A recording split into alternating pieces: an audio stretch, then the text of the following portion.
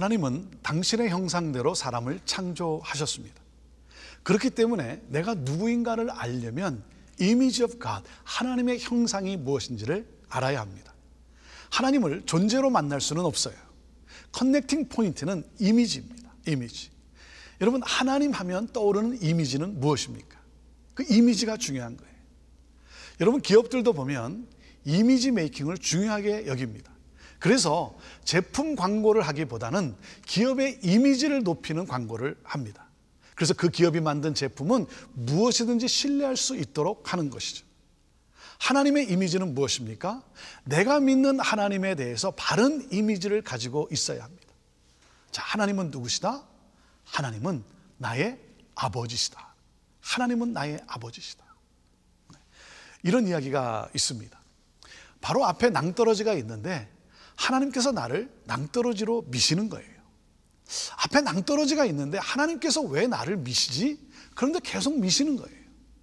벼랑 끝에 다다랐는데도 나를 미시는 거예요. 하나님이 너무 하신다, 그런 생각이 드는 거죠. 하나님께서 나를 시험하시나?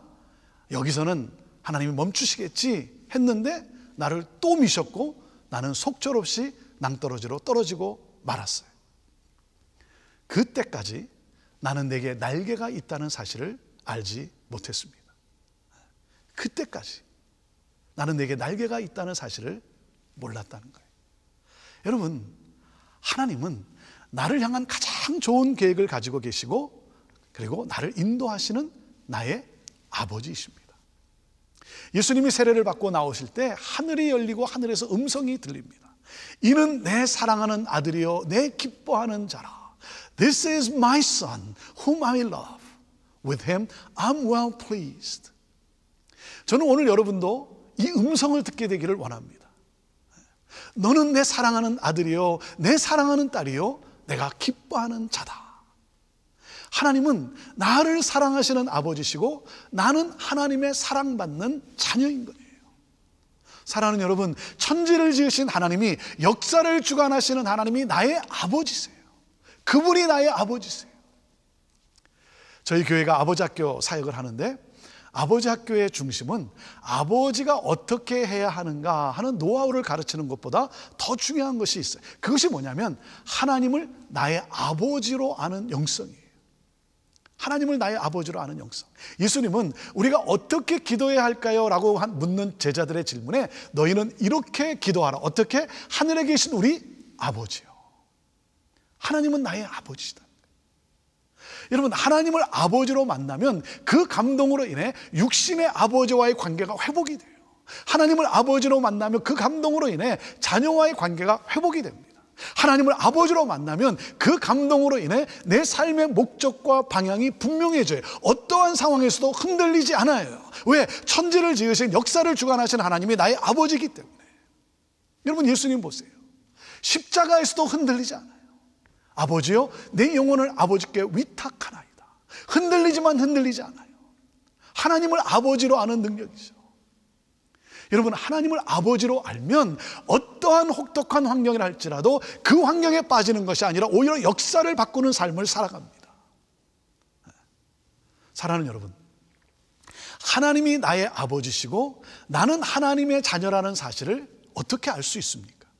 그것은 오직 예수 그리스도를 믿음으로, 오직 예수 그리스도를 믿음으로, 예수 그리스도를 믿음으로 예수님의 영이 내 안에 있기 때문에 내게도 하나님을 아버지로 부르는 특권이 주어지는 거예요.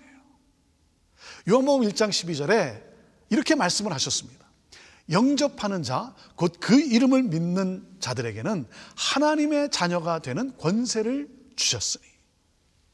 사랑하는 여러분, 우리가 육신의 부모로부터 태어난 것처럼 영적으로 다시 태어나야 합니다. 그것을 born again 이라고 하는 거예요. 구원이라고 하는 거예요. 여러분, 이 구원은요, 내가 좋은 일을 해서가 아니라, 교회를 열심히 출석해서가 아니라 예수 그리스도를 믿음으로 다시 태어나는 거예요. 예수 그리스도를 믿음으로 다시 태어날 때 하나님의 자녀가 됨을 알게 되는 거예요. 사랑하는 여러분, 예수님을 영접하십시오. 나의 구주가 되신, 내 인생의 주인이 되신 예수 그리스도, 그 예수님을 영접하십시오. 그 예수님을 영접할 때 하나님이 주시는 자유와 평강과 기쁨이 넘치게 되는 거예요. 여러분은 여러분의 인생과 이 세상을 보는 시각이 달라져요. 여러분은 하나님의 자녀입니다. 하나님의 자녀예요. 그리고 여러분, 부모의 사명이 무엇이겠습니까? 부모의 사명은요, 자녀에게 하나님을 아버지로 아는 신앙을 전수하는 거예요. 하나님은 너의 아버지시다. 이 육신의 아버지가 너를 더 이상 도와줄 수 없을 때 하나님이 너의 아버지임을 기억하라. 사랑하는 여러분, 내 자녀가 천지를 지으신 하나님, 역사를 주관하시는 하나님을 나의 아버지로 믿는 믿음을 가진다면 역사의 한 획을 긋는 삶을 살아가게 됩니다. 내 자녀가 하나님을 아버지로 믿는 믿음을 가졌다면 부모들이요, 눈을 감아도 돼요. 근데 그 전까지는 절대 눈 감지 마세요. 하나님께 생명을 연장시켜 달라고 기도하세요. 여러분, 신앙을 전수해야 해요. 전수해야 합니다. 자, 오늘 본문의 키포인트가 무엇이겠습니까? 오늘 본문의 키포인트는요, 하나님이 나의 아버지임을 알고 하나님 아버지께서 주신 사명을 따라 살아가라는 거예요. 자, 우리 같이 읽어볼까요? 시작. 하나님이 나의 아버지임을 알고 하나님 아버지께서 주신 사명을 따라 살아가라. 신약의 사복음서 중에서 이 누가복음만이 유일하게 예수님의 이 어린 시절의 일화를 소개하고 있습니다. 예수님이 12살이 되셨을 때 유월절을 맞아 부모와 친척들을 따라 예루살렘에 올라가셨습니다. 그런데 문제는 절기를 다 마치고 집으로 돌아갈 때 발생했습니다. 요셉과 마리아는 12살의 아이 예수가 잘 따라온다고 생각했어요. 그런데 하룻길을 가다가 아이가 없는 것을 발견하게 됩니다. 예수님이 일행 중에 있는 줄로 생각을 했는데 없는 거예요. 여러분, 너무나 황당하지 않습니까? 너무 황당하지 않아요? 아니, 어떻게 어린 아들의 소재도 확인하지 않은 채 하루 동안 이동했냐는 거죠. 하지만 그 시대의 문화를 알면 좀 이해가 됩니다. 이 대가족 제도 사회였기 때문에 서로 돌봐주고 서로 챙겨주는 그런 문화예요. 그러니까 친척 중에 누군가가 챙겨주는 것으로 생각을 했고, 그리고 이 아이 예수는 친척들과 함께 잘 따라오는 줄로 생각을 했던 거죠. 그래도 좀 부모로서 무심하죠? 자, 여기서 우리가 한 가지 깨닫는 내용이 무엇입니까? 예수님이 없는데 예수님과 동행하고 있다고 착각하는 경우예요. 내가 교회도 착실히 다니고 교회에서 사역도 열심히 하기 때문에 주님이 함께하고 있다라고 생각을 하지만 정말 주님이 나와 함께하고 있냐는 거죠. 여러분, 마태복음 7장에 보면 사람들이 예수님에게 말합니다. 우리가 주의 이름으로 예언을 하고 주의 이름으로 귀신을 내쫓고 또 주의 이름으로 많은 기적을 행하지 않았습니까? 주님이 말씀하세요. 나는 너희를 도무지 알지 못한다. 큰 충격 아닙니까? 사랑하는 여러분, 왜 교회가 능력이 없습니까? 사람도 있고 돈도 있고 건물도 있지만 예수님이 없기 때문 아니겠습니까? 교회에 예수님이 있는 줄 알았는데 예수님이 없어요. 모양은 있는데 능력이 없어요. 여러분, 껍데기가 중요한 것이 아닙니다. 경건의 모양보다 더 중요한 것이 뭐예요? 경건의 능력이 있을 때 모양도 의미가 있는 것이죠. 오늘 여러분이 드리는 예배에 하나님의 임재가 느껴지십니까? 여러분, 예배를 드리십니까? 아니면 예배를 보고 계십니까? 여러분, 예배가 드려져야 돼요. 예배를 보면서 예배를 드렸다라고 착각을 하면 안 돼요. 예수님이 없는데 예수님이 동행하고 있다고 착각하지는 않느냐 하는 거예요. 아이가 있는 줄 알았는데 아이가 없어요. 얼마나 놀랐겠습니까? 얼마나 걱정이 되고 애가 탔겠습니까? 허겁지겁 아이를 찾는데 찾지를 못하고 사흘 후에 예루살렘 성전에서 아이 예수를 발견하게 되었어요. 무슨 말입니까? 예루살렘 주변에서만 찾다가 더 이상 찾을 것이 없어서 마지막으로 간 곳이 성전이었다는 거죠. 여러분, 그동안 엉뚱한 데서 찾았다는 거예요. 당연히 성전에는 없는 줄로 생각을 했다는 거예요. 전혀 예상 밖의 일이었어요. 12살의 예수님이 성전에서 성경학자들과 토론을 하고 있는 거예요. 예수님의 어머니 마리아가 책망과 원망의 어조로 아이야 어찌하여 우리에게 이렇게 하였느냐, 보라 내 아버지와 내가 근심하여 너를 찾았노라. 자녀를 잃어버린 지 3일이 지나서 찾았으니 어머니 마리아의 심정을 이해할 만하죠. 자, 여기서 예수님이 뭐라고 대답을 합니까? 자, 이것이 성경에 나오는 예수님의 첫 마디요, 그리고 너무나 중요한 음성이에요. 자, 49절 말씀인데요, 우리 함께 같이 다시 읽어보도록 하겠습니다. 시작. 예수께서 이르시되 어찌하여 나를 찾으셨나이까? 내가 내 아버지 집에 있어야 될 줄을 알지 못하셨나이까? 내 아버지와 내가 너를 근심하여 찾았다는 이 마리아의 책망에 예수님은 도리어 내가 내 아버지 하나님 집에 있어야 될 줄 모르셨느냐고 반문하십니다. 여러분, 자, 이 말을 여러분이 오해하면 안 돼요. 오해하면 안 됩니다. 마치 내가 어디에 있는지 몰랐냐고 예수님께서 매몰차게 육신의 부모를 나무라고 그리고 반항하는 그런 식으로 여러분이 생각하고 오해하면 안 돼요. 여러분이 혹시나 오해할까봐, 그렇게 오해할까봐 예수님께서 육신의 부모에게 잘 순종하고 있다는 그 모습을 51절에 기록을 해 놓은 거예요. 여러분이 예수님을 좀 잘못 오해할까봐 이 누가가 51절에 뭐라고 기록을 해놨습니까? 예수님은 하나님 아버지의 뜻을 받들어서 육신의 부모님께도 잘 순종하는 그러한 모범적인 아들이었음을 51절에 강조한 것입니다.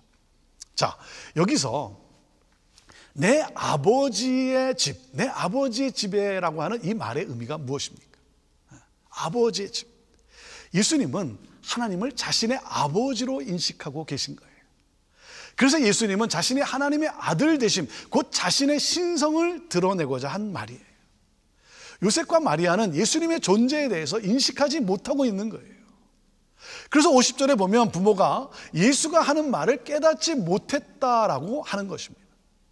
예수가 하나님의 아들이라는 사실을 이해하지 못했다고 하는 것이죠. 자, 오늘 이 본문이 우리에게 주는 메시지가 무엇입니까? 자, 첫째, 우리는 자신의 정체성이 무엇인지를 알아야 하는 거예요. 자, 같이 읽어볼까요? 첫째, 시작. 우리는 자신의 정체성이 무엇인지 알아야 합니다. 자, 로마서 8장 14절 말씀인데요, 같이 읽습니다. 시작. 무릇 하나님의 영으로 인도함을 받는 사람은 곧 하나님의 아들이라. 예수님은 하나님의 아들이세요. 하나님의 아들이세요. 자, 그렇기 때문에 예수님이 어디에 있어야 한다? 아버지의 집, 성전에. 아버지의 집 성전이라는 것이죠. 예수님은 하나님의 아들이기에 누구를 사랑해야 합니까? 하나님을 사랑하죠. 하나님을 사랑해요. 하나님의 아들이기에 어떻게 사셨습니까? 하나님의 뜻을 이루는 삶을 사셨어요. 여러분은 여러분의 자녀가 하나님의 자녀임을 아십니까? 여러분은 여러분의 자녀가 하나님의 자녀라고 그렇게 여러분 믿으십니까? 입으로는 그렇다고 아멘 하지만 마음으로는 여전히 내 자식으로 생각하지 않으십니까? 여러분, 내 아이가 하나님의 자녀라면 어디에 있어야 합니까? 내 아이가 하나님의 자녀라면 누구를 사랑해야 합니까? 내 아이가 하나님의 아들이요 하나님의 딸이라고 한다면 내 아이는 누구의 뜻을 따라 살아야 합니까? 내 아이가 하나님의 자녀에게 아버지의 집 성전에 있어야죠. 하나님의 자녀에게 하나님을 사랑해야죠. 그리고 하나님의 뜻을 이루는 삶을 살아야죠. 사랑하는 여러분, 하나님의 집에 거하는 것을 좋아하고 하나님을 사랑하며 하나님이 주신 사명을 이루는 삶을 살아가도록 그렇게 자녀를 도와야죠. 내 뜻이 아니라 하나님의 뜻을 살피며 하나님이 이 아이에게 주신 재능이 무엇인지, 은사는 무엇인지 여러분 그것을 알고 그것을 발견하고 그것에 따라 살아가도록 도와야죠. 그런데 여전히 내가 원하는 것, 내가 원하는 직업, 내 뜻을 이루기를 원해요. 그래서 내가 원하는 대로 자녀가 동의하지 않으면 뭐라 그래요? 내가 널 어떻게 키웠는데? 내가 널 어떻게 키웠는데? 그러면서 섭섭해하는 거예요. 그러면서 뭐라 그래요? 자식 키워봐야 아무 소용없다고 원망하고. 여러분, 자기 것으로 생각하고 자기가 원하는 방향으로 가라고 압력을 가하는 자기도 모르는 사이에 자기 아이의 하나님이 되어 버렸어요. 그러니 내 아이를 향한 하나님의 뜻이 이루어지지 않는 거죠. 미국에 사는 우리 자녀들이 자신의 정체성으로 갈등을 합니다. 내가 미국 사람인지, 아니면 나는 한국 사람인지, 나는 코리안 아메리칸인지. 그런데 여러분, 그것보다 중요한 것이 무엇이에요? 하나님 나라의 시민권자라는 거예요. 하나님 나라의 시민권자, 하나님의 자녀예요. 하나님의 자녀. 무슨 말입니까? 자녀는 내게 속한 나의 소유물이 아니라는 거예요. 자녀는 하나님의 것이에요. 하나님이 내게 맡겨준 선물이고, 내가 잘 양육하여 하나님의 아들과 딸로 키워 하나님의 뜻을 이루며 살도록 세상에 파송하는 거예요. 너는 하나님의 아들이고 너는 하나님의 딸이야. 여러분, 이것을 가르치는 것이 자녀 교육의 핵심인 거예요. 51절 하반절에 뭐라고 기록되어 있습니까? 그 어머니는 이 모든 말을 마음에 두니라, 이렇게 기록이 되어 있어요. 예수님의 어머니가 무엇을 마음에 간직했다는 겁니까? 내 아이는 하나님의 것이다. 내 아이는 하나님의 것이다. 요셉과 마리아는 예수님이 하나님의 아들이시라는 것과 부재시 하나님의 집 성전에 계실 것이라고 생각하지 못했어요. 그런데 이제는 이 사실을 받아들이고 그것을 마음에 두었다는 거예요. 천사가 찾아와서 했던 말, 세례 요한의 어머니 엘리사벳이 했던 말, 제사장 시므온과 선지자 안나가 했던 말, 그리고 성전에서 아이 예수가 한 말, 이 모든 말을 생각하며 예수님이 하나님의 아들로서 사명을 향해 자라가고 있음을 마음에 간직하게 되었다는 거예요. 여러분, 모든 것의 이해는 자기 정체성을 아는 것에서 출발합니다. 나는 누구인가? 내가 누구인지 알면 어떻게 살아야 하는지 길이 보이는 거예요. 그 길은 바로 내가 살아가야 할 사명의 길이에요. 생명의 길인 것이죠. 자신의 정체성이 무엇인지 알아야 합니다. 나는 누구다? 나는 누굽니까? 나는 하나님의 자녀라는 사실이죠. 하나님이 나의 아버지시고 나는 하나님의 사랑받는 자녀다. 자, 그리고 오늘 본문이 주는 메시지가 뭡니까? 둘째, 우리는 무엇을 사랑해야 하는지 알아야 합니다. 자, 둘째, 같이 읽어보죠. 시작. 우리는 무엇을 사랑해야 하는지 알아야 합니다. 자, 신명기 6장 5절 말씀인데요, 같이 읽습니다. 시작. 너는 마음을 다하고 뜻을 다하고 힘을 다하여 내 하나님 여호와를 사랑하라. 여러분, 성장에는 세 가지가 있습니다. 신체적 성장, 지적 성장, 그리고 영적 성장. 자, 그 중에 가장 중요한 것이 무엇이다? 영적 성장이죠. 영적 성장. 자, 이를 위해서 어떻게 하라? 진정한 사랑의 대상이신 하나님을 사랑하라는 거예요. 하나님을 사랑하라. 어떻게 사랑하라는 겁니까? 마음을 다해, 뜻을 다해, 힘을 다하여, 지정의를 다하여, 몸과 마음과 영혼을 다하여 하나님을 사랑하라는 거예요. 여기서 모든 것이 이루어진다는 거예요. 여러분, 하나님을 사랑한다는 것은 하나님의 뭐죠? 말씀을 사랑한다는 거예요. 예수님은 하나님 아버지를 사랑하시며 그의 말씀을 사랑했어요. 그 결과가 무엇입니까? 자, 40절이에요. 40절 같이 읽어보시죠. 시작. 아기가 자라며 강하여지고 지혜가 충만하여 하나님의 은혜가 그 위에 있더라 그랬어요. 여러분, 하나님의 말씀을 사랑할 때 하나님의 은혜가 함께하게 되고 온전한 성장과 함께 온전한 삶을 살아가게 된다는 거예요. 그래서 말씀하시는 거예요. 하나님을 경외하는 것이 지혜의 근본이라고 하는 거예요. 여러분, 하나님의 지혜는 성경을 통해 알 수 있습니다. 여러분, 지혜롭기를 원하십니까? 성경으로 돌아가십시오. 말씀을 읽고 말씀을 묵상하십시오. 그럴 때 하나님이 주시는 지혜로 충만해질 거예요. 오늘 본문의 47절에 보면 성경학자들이 12살의 소년 예수의 지혜를 놀랍게 여겼다는 거예요. 놀랍게 여겼다는 거예요. 네. 여러분, 지혜란 무엇입니까? 지혜란 하나님의 뜻을 분별하며 그것에 순종하는 것을 말해요. 네. 하나님의 뜻을 분별하는 그 지혜. 자, 이것을 가리켜 하늘로부터 주어지는 신적인 지혜라는 거예요. 그래서 율법사들이, 성경학자들이 놀란 거예요. 12살의 이 어린 아이에게 이 신적인 이 지혜, 신적인 계시가 있다는 거죠. 사랑하는 여러분, 예수 그리스도로 충만해지기를 구하십시오.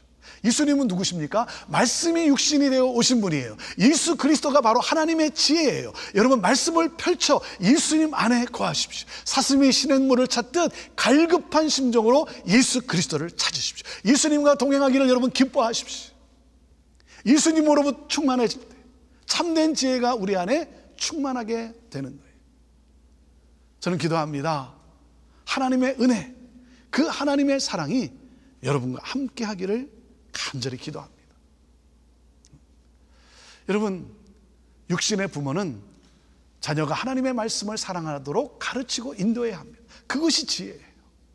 그런데 많은 경우 영적 성장은 망각하고 신체적 성장과 지적 성장을 위해서만 열심히 노력하고 있음을 보게 됩니다. 하나님 말씀을 심어주는 것보다 어떻게 하면 더 좋은 운동선수가 되고 더 공부 잘하고 돈 많이 버는 커리어를 가질 수 있겠는가? 그러니 뭐예요? 몸은 튼튼하고 공부는 잘할지 모르지만 영적으로 은혜가 없다 보니 하나님 앞에서 온전하지 못하고 정신적으로 방황하게 되는 거예요. 마음에 참된 평안과 기쁨이 없고 삶의 목적을 찾지 못해 방황하게 되는 것이죠. 인생을 망치게 되는 거예요. 왜요? 하나님의 은혜가 없기 때문이에요. 하나님의 은혜가 없기 때문이에요. 여러분, 무엇을 사랑해야 됩니까? 하나님 말씀을 사랑해야 되는 거예요.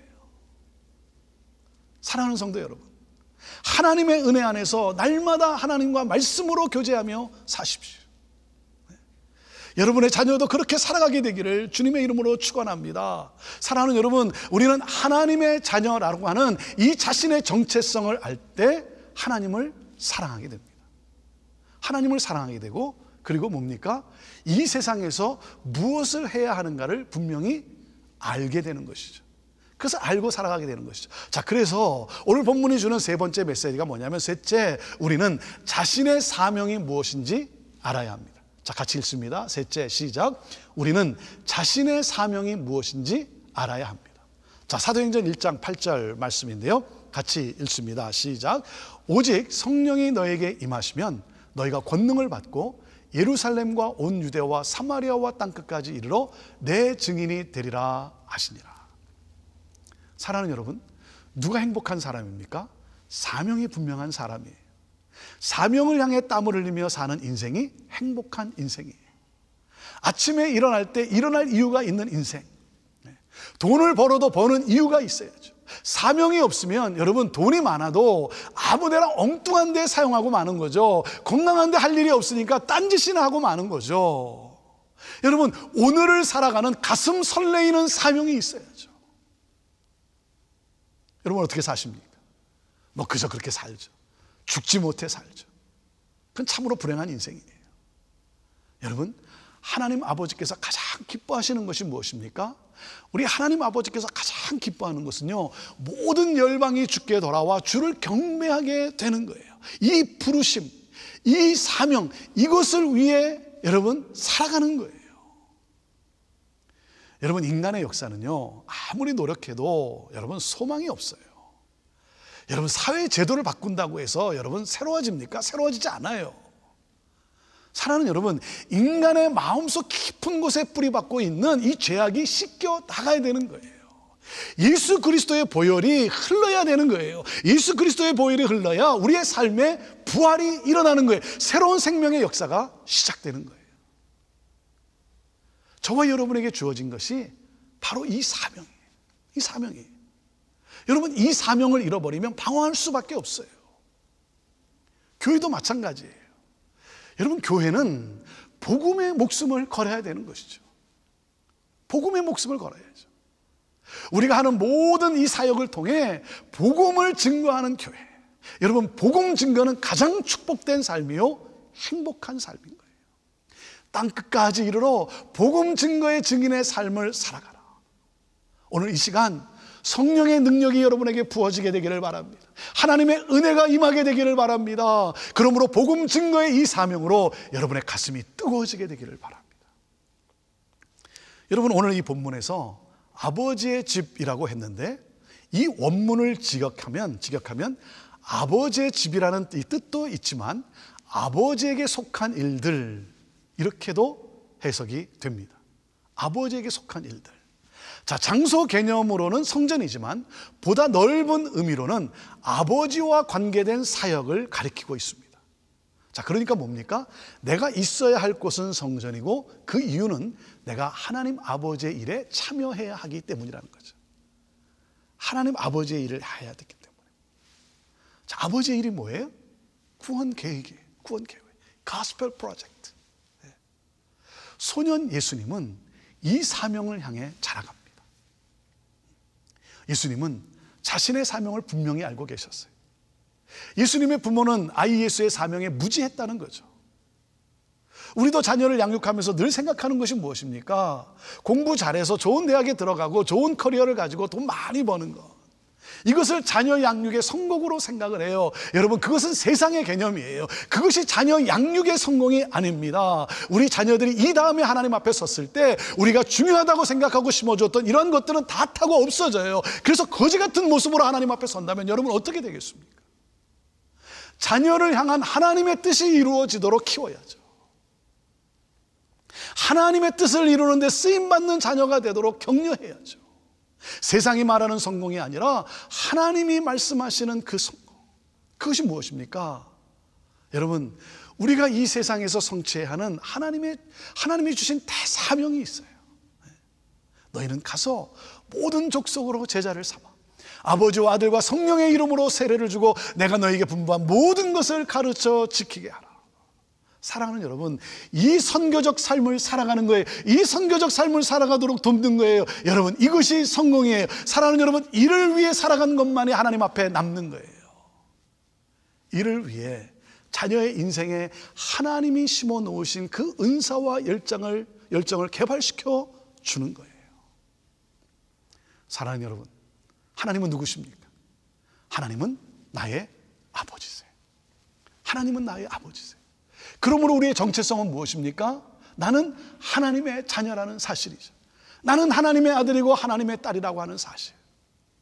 자, 하나님의 자녀이기 때문에 누구를 사랑합니까? 하나님을 사랑하죠. 하나님의 말씀을 사랑합니다. 그리고 하나님의 자녀는 무엇을 위해 삽니까? 하나님이 주신 사명, 그 사명이 뭐예요? 복음 증거죠. 복음 증거.